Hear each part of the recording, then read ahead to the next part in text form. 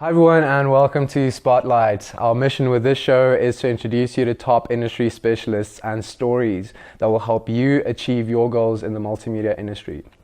Right, so today's guest is a CEO and owner of a digital media and marketing company, a music producer, a musical director, film director, sound engineer, musician, photographer and educator. After being in the music industry for just under 2 decades, he decided to do something completely different with his life.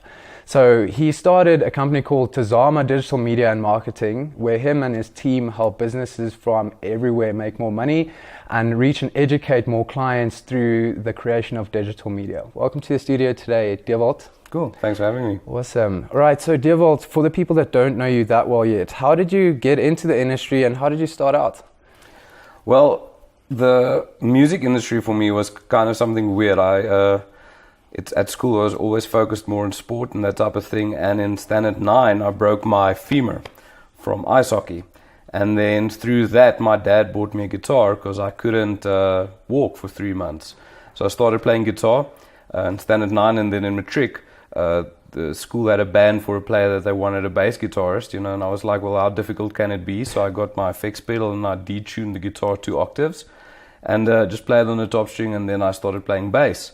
Through that I met a couple of friends and we started a band called Metanoia way back.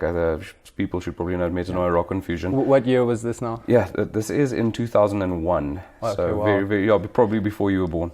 We started a band Metanoia Rock Confusion, and then I kind of got into bass. Met friends of mine, Johnny, who is also a music producer and a fantastic guitarist. And with him, we actually went to study sound engineering. Up until that point, I didn't know what I want to do in my life. I think I'm still at the point where I don't know what I want to do with my life.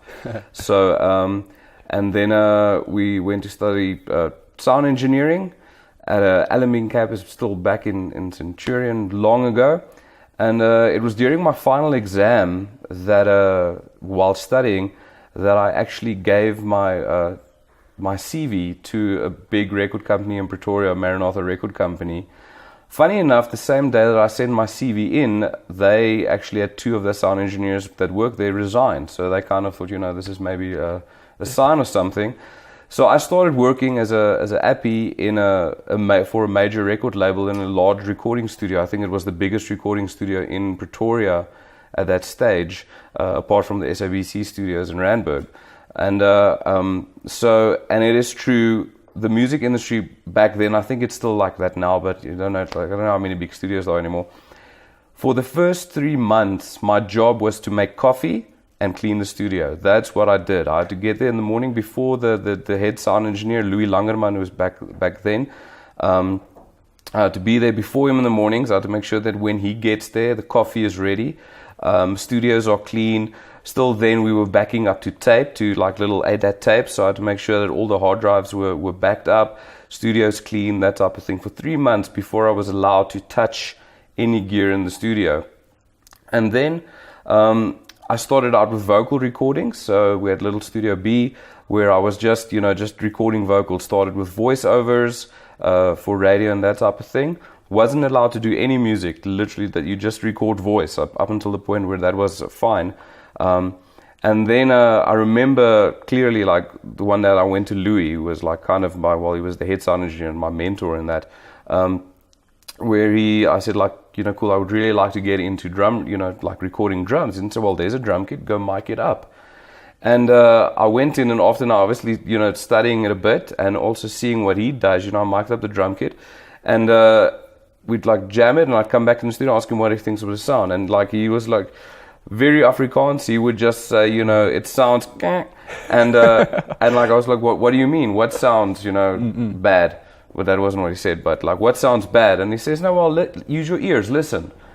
So I'd go move the mics around, and then we'd go back into studio, and then we'd hit it, and like, okay, now he says, okay, well, the snare sounds fine, everything else sounds So I'm okay, cool, snare positioning great. And that carried on for a couple of hours for me moving mics around until he was like, now it sounds decent, And that was my entire learning process. It was never a thing about someone, babying me and showing me how to do this. And I kind of think with people that work for me today still, I'm very hard on them.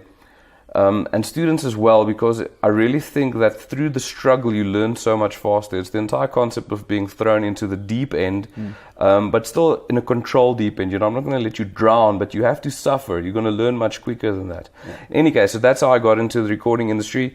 In that time at Maranatha Record Company, I've recorded so many albums, engineered, mixed. I got into mastering, but that was just really not my cup of tea. It was just too technical, and like I didn't have the concentration span, you know, for that. And I worked with artists such as Juanita Du Plessis, back then Afrikaans gospel artists, Donnie Botha, Piet Smith, Jan de Wet, Petri D, CJ, Milani. Oh, I mean, there's like those are some legendary names. You know, so many names. And in that time, you know, like I kind of working at the recording studio, I kind of got bored, well, not necessarily bored, but just seeing the musos on the opposite side of the glass, like was so much more exciting for me, you know. And I think a lot of musicians do the opposite. They're musicians, they record a lot, and then they enjoy, you know, actually the studio vibes, and then they start engineering, producing. I was the opposite. I was engineering, and then like, you know, I want to get more serious about my music. And then from there, obviously meeting a lot of people in the studio. One of the acts that I worked with was Louis Brits, and you know, went on tour with him as a bassist and as a guitarist. You know, so what would happen if his bassist couldn't make it outstanding on bass, if his guitarist couldn't make it outstanding on guitar, you know, and that type of thing. And got into that industry, and then started touring with a lot of South African acts and performing with a lot of them. Mel Botus, Steve Hofmeyer, Kurt Darren. I mean, you named the Afrikaans act. Jack de Priester was one of the first acts that I actually, you know, started properly sessioning for. Yeah, got into that whole thing. And yeah, I think it was like about maybe 6 or 7 years of constantly living on the road. Like, I mean, I'm not over exaggerating if I'm saying that for 6 months of the year I wasn't at home. I was on the road, you know, with my guitar, and we'd like staying in guest houses and hotels and wherever on the floor, you know, to you know, for gigs. And then from that, you know, I've decided, you know what, I've got to kind of tone down now and, you know, settle a bit, and started teaching bass guitar at St. Albans College here in Pretoria, and then also at the initial part of the COPA, which was in Pretoria still back then called Musicians Academy. So I was a bassist mostly back then. And I remember the guitar teacher, Charles Coetzee, who also excellent guitarist. He moved to the UK to go study at the Academy of Contemporary Music, and they needed a guitar teacher. So I was like, you know what, like I know enough about guitar to start teaching that as well. So what I would do is I'd take the syllabus, and this is probably bad saying this on camera, sorry to all my students out there, is that I'd take the syllabus and I would take week 1 and I would study it, and then I would teach that the next week.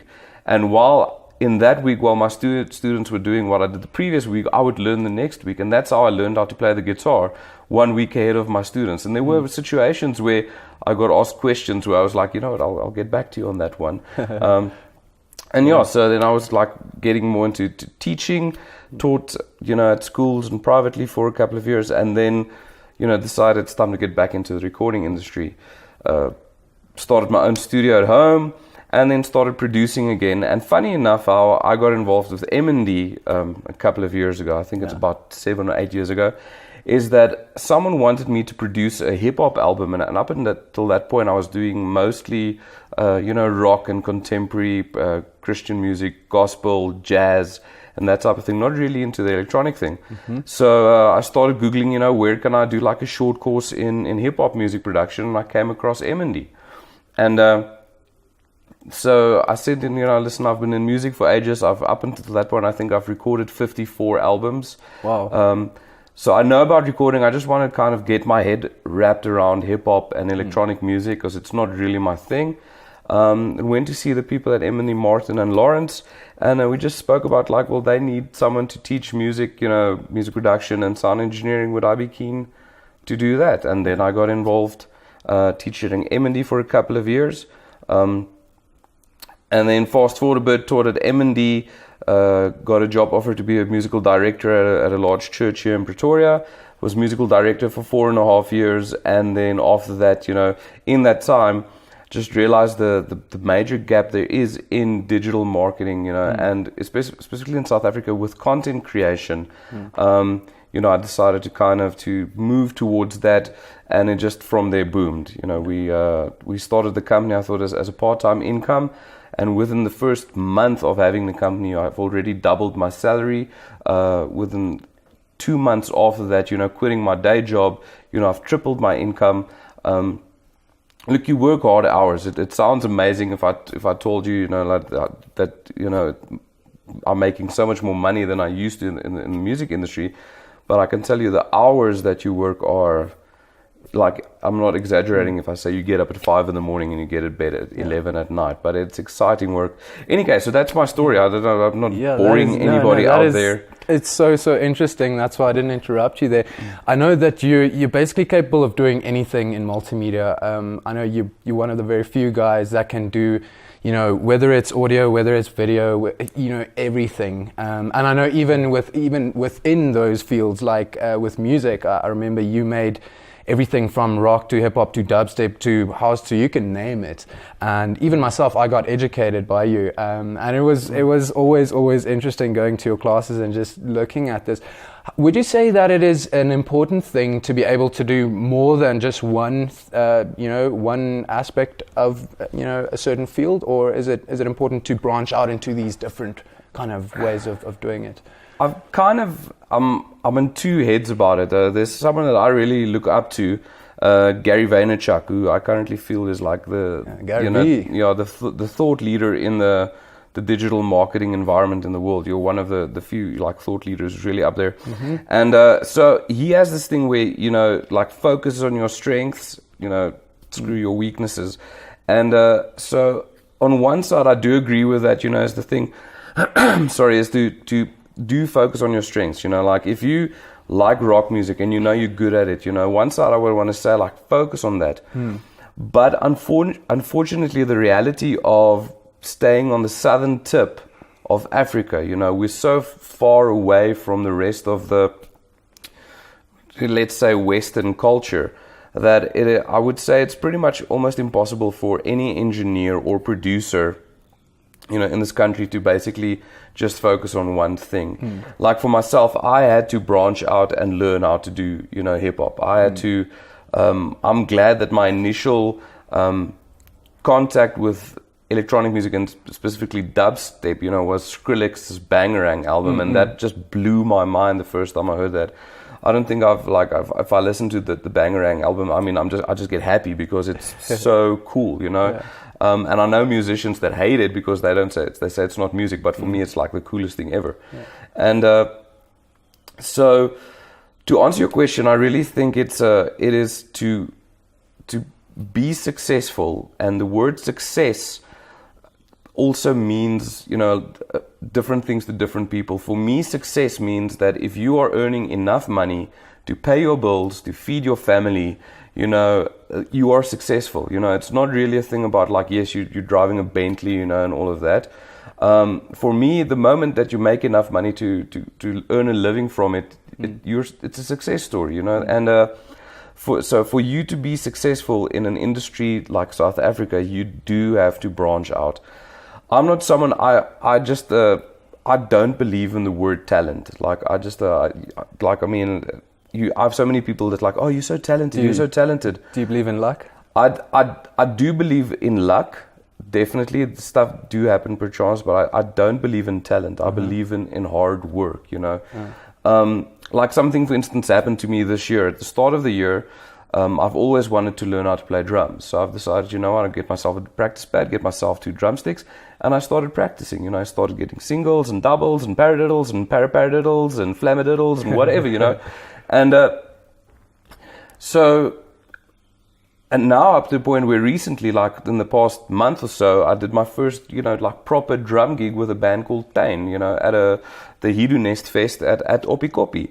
And, where everybody goes like, wow, can't believe you pulled the gig off and it was rocking. You're so talented. No, I've spent 2 hours a day since January on a practice pad with a metronome working at that. But that was like, how many months did you do that? Exactly. It was like 2 or 3 months, but it's still massive progress. Yes, but it's only due to work. Like, I honestly, like, yes, you do get things like where people are like, obviously, I will never be able to run the comrades, you know? You know, so try. we know that. So yes, you do get people that are talented in the sense for that, but they also train for that. They built like that. But when it comes to music or to anything within the multimedia industry, anything, you know, you can teach yourself. If you have the passion to do it, if you want to do it, teach yourself. I remember the thing that gets me going the most, if someone tells me you can't do it, then I'm like, I'll purely do it, even though I hate it, just to prove to you that I can do it, you know. And so for me, I think like definitely hard work in any region will get you going. So if you're interested in music production, the more time you spend learning music, learning how to play an instrument, learning how to engineer, the better you'll be. If you wanted to be in the movie industry, the more time you spend working with cameras, the more time you spend analyzing movies, you know, not just watching a movie, but analyzing frames and, you know, color and lighting and all of that, you will get better at that. As the saying goes, if you spend 10,000 hours on something, you kind of have to be good. And I firmly believe that regardless, you know. And I mean, even if I had to go run, you know, for 10,000 hours, I would probably be able to run the comrades. I'm just not going to do that.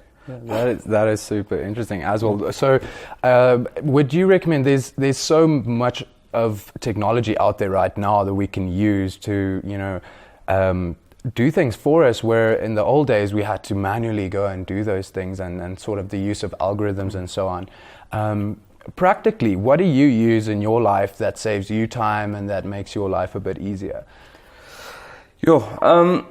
I'm lucky in the sense that with technology, I grew up in a house, you know, where we always had, you know, the latest technology and everything. My father was kind of into, you know, that. I grew up with the latest computers, the latest everything, you know, so I was always, you know, used to technology. Even when I started working at Maranatha Record Company, I started there like I think a year after they implemented Pro Tools initially and got rid of tape and everything. So I was never involved in that. But yeah, definitely technology does make life a lot easier, you know. And I won't say there's like specific algorithms or, you know, like thought patterns that I follow.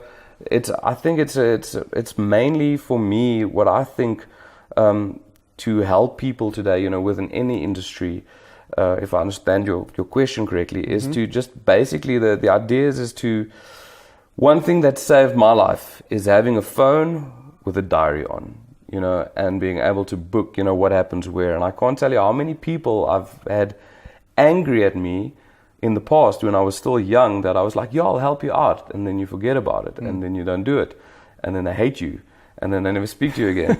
You know, and since implementing a simple thing, just like with a cell phone and a schedule, that you make sure that you don't say yes to anything unless it's on Google Calendar, you know, that for me has just been a lifesaver.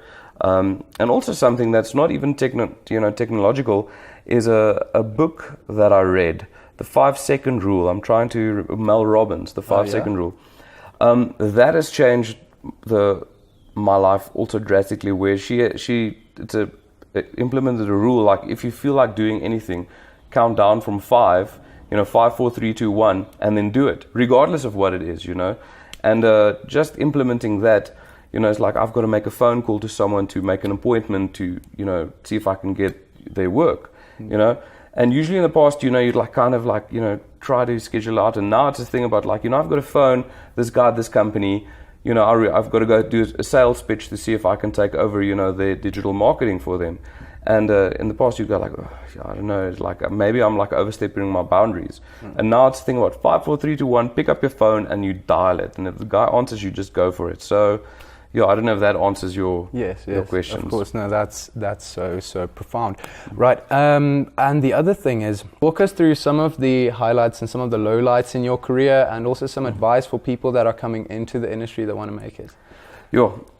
Highlights of my career, I can definitely say there's one moment that I remember clear as day, is playing at was it any Bos Festival with Mal Botus a couple of years ago, and we were on stage in front of 60,000 people, and Wow. but you don't realize it. The stage is so big, so you walk up and there's light shining in your eyes the whole time, you know. So I mean, you've played the music so much, you know, in little pubs and that type of thing. It's just the same thing. It's the same band, same music. But I remember distinctly the moment the crowd blinders went on, and you see 2 rugby fields of people in front of you. I nearly did. I'm getting goosebumps just listening it to was it. it was intense. Like I remember looking down and like the only thoughts going through my head is don't make a mistake, don't make a mistake, don't make a mistake. That's definitely, you know, like the highlight in my musical career. Another highlight for me is actually recently, like literally 3 days ago, my wife's new album, my wife Liesl Marshall, go check her out. Her new album came out. And it's the first time, you know, the album launch was now 2 weeks ago. And I went on Apple Music 2 days ago to download new music on my iPhone, you know, so when I'm driving around. And on the featured artist playlist was her album, you know. And that for me was like, you know, amazing, because that's the most recent album that I've produced and recorded. I think Bruce, who was on the first episode of the show, he was the mixing engineer and the drummer on the album, and that was mastered in Australia at Studio 301 by Andrew Edson. And you know, anyway, so for me, that was also, you know, a highlight for me, is like with this album actually Apple Music being featured, you know, it's not like you have to go punt, you know, please buy my album. That is so cool. So that's definitely a highlight. Lowlights, there have been many. Here's the thing, I'm gonna, like this lowlight, actually I thought about in the past week, and it's not really like a lowlight for me personally, but it was just an eye-opener to how this industry actually works. You know, there's like, you can talk about, you know, do this, you know, you have to learn how to do this, but the reality of it, you still deal with people. Lowlight of my career, the first album that I ever produced entirely by myself was an album called Soul Noise. Oh yeah. And it was the first album I did entirely by myself. You know, that I literally produced, engineered, mixed. If I listen to it now, it sounds terrible. But it was the first album that I knew, like, that was me. You know, I did that work with a friend of mine at the stage as well, and we were negotiating distribution deals with different record companies back then. And the one artist that I was touring with started his own record label, and obviously he wanted to see me about the album as well, to see if I could distribute with him.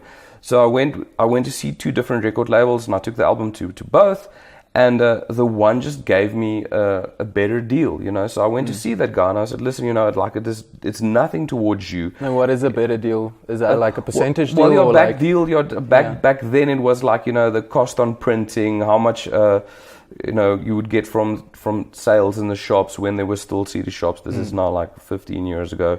Yeah.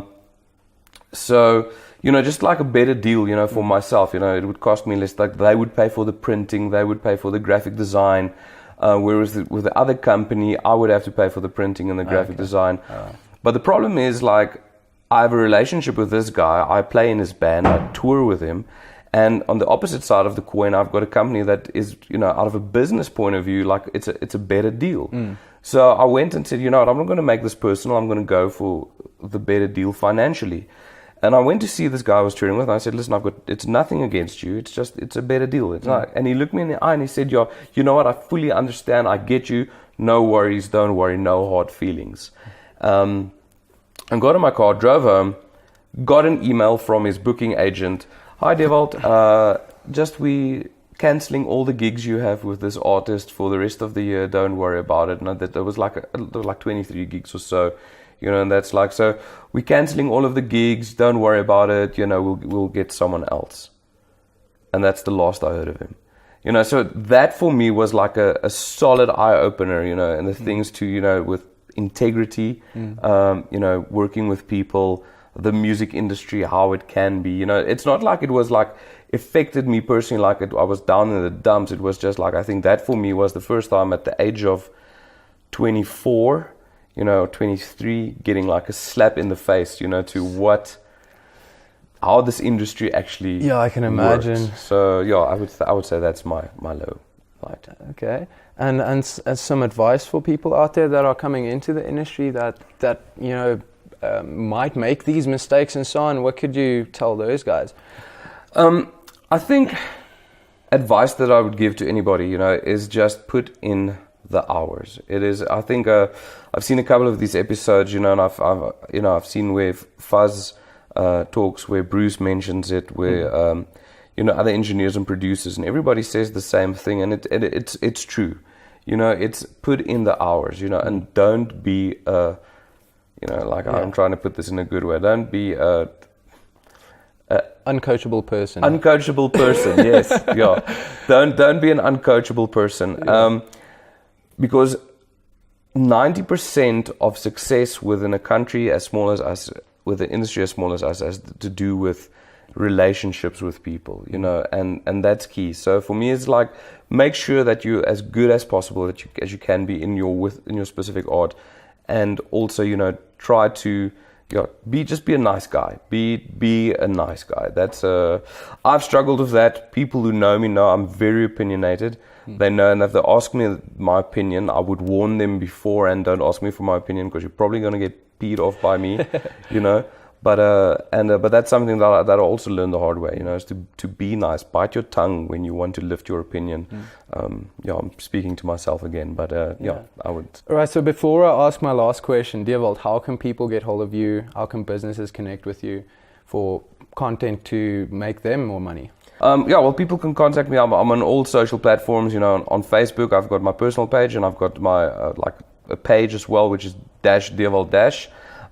And then on Instagram, I've got 2 profiles: a personal one, that's more like focused on my music, Dewald Live, and then I've got one that's focused on my photography, which I'm getting more into, D-Dog photography, and just anywhere else use the social platforms, use the internet.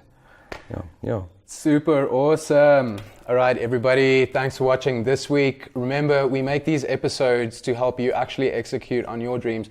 So remember to comment below and subscribe, because next week we're going to have some big names in the game development and design field.